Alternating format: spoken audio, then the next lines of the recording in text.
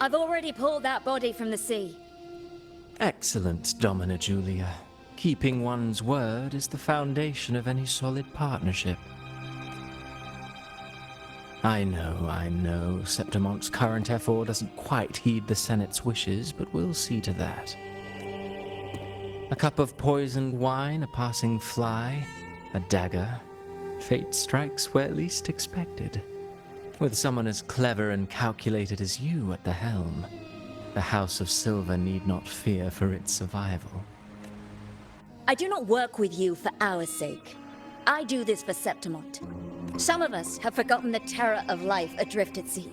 To survive the tide, one must make the right choices. We'll speak of other matters later.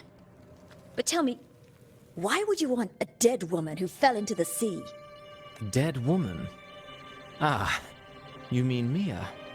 Indeed, she is the very heart of the unit I spoke of. The one we intend to build deep within these underground aqueducts.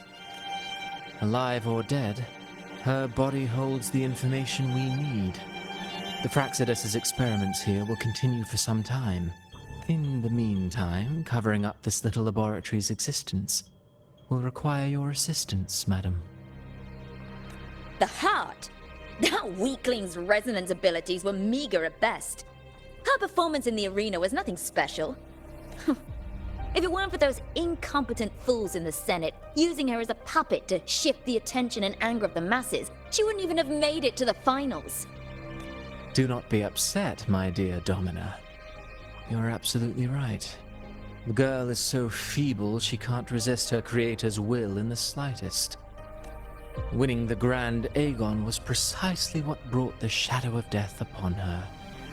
Luck and misfortune, nobility and lowliness, weakness and strength. A person's nature is like two sides of a coin. And I've always found beauty in inevitable tragedies.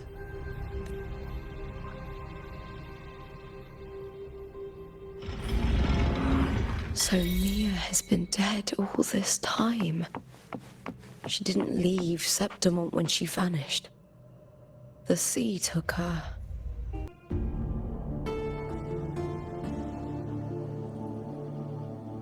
I trust you've seen the experimental unit in the aqueducts. Well, what do you think? If not for the sword embedded in her chest, I could mistake the corpse for being alive. Indeed. Decades have passed, yet Mia remains as she was when first pulled from the sea. Her data has been invaluable. As the Threnodian's failed resonator, this specimen is in its own way remarkable. You know, it wasn't so long ago that the rover intervened and Cartathea broke free from that tower. I discovered that a small piece of the Threnodian's essence within Mia was reawakened with the tower's resurgence into our world. Sounds as though you found new inspiration. Yes. Septimont will host the Great Aegon soon. I've come up with a rather intriguing idea. Before her death, Mia also attended the tournament. I'll use that as the fictitious anchor to craft a play to rewrite reality itself. I've already discussed terms with it and reached a modest agreement. You spoke with the Threnodian. Has Leviathan already awakened? Only a fragment of it remains. A weakened, cunning shard, desperate to grow stronger. I'll fashion a story for this sea creature, enabling it to fulfill what it once sought, to have the dark tides swallow Septimont whole. The Threnodian once sought to use Mia to find Septimont's central hub in order to corrupt the beacon system. Even if met with failure, it would control the champion's mind to infiltrate the city's upper echelons.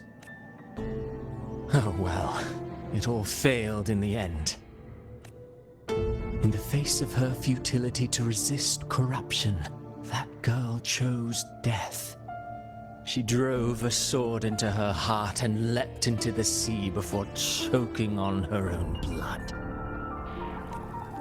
Fascinating, isn't it? Faced with the same predicament, strength and weakness still make a difference.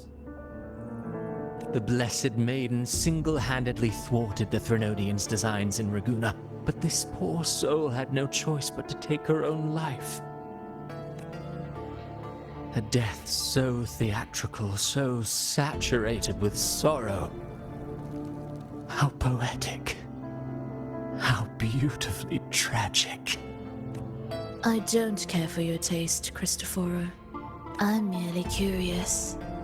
What ending have you penned for Septimont this time? Oh, such an impatient reader, Frolova.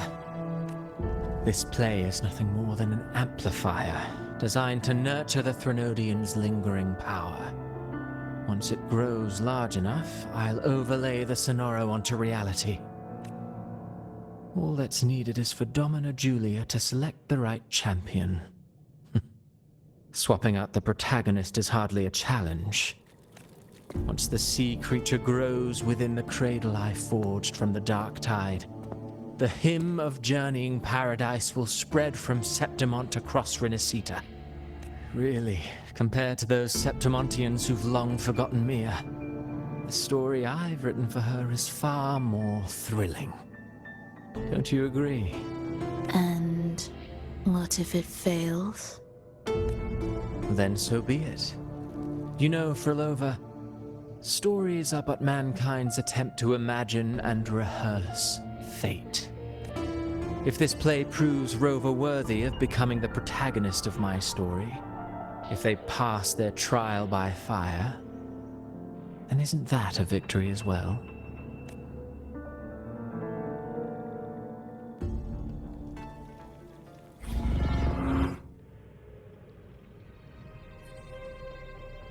Disgusting. To treat Septimont like a plaything. Unforgivable. What is so poetic or romantic about a story where someone is driven to death?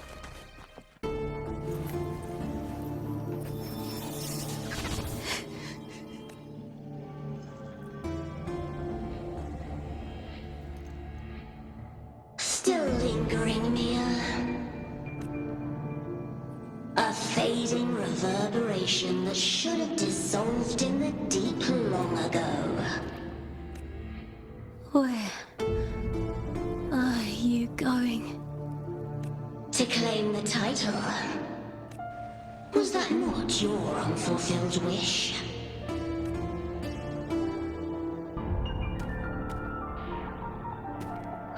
That was never mine. The arena. I don't need this victory. But I do. Without a champion and the lion beast, I cannot touch the central hub left by Imperator. You, Cartathea, both my daughters, my very creations. Why this fruitless resistance? Has Septimont ever granted you kindness? They neither love you nor need you. Long have you been forgotten.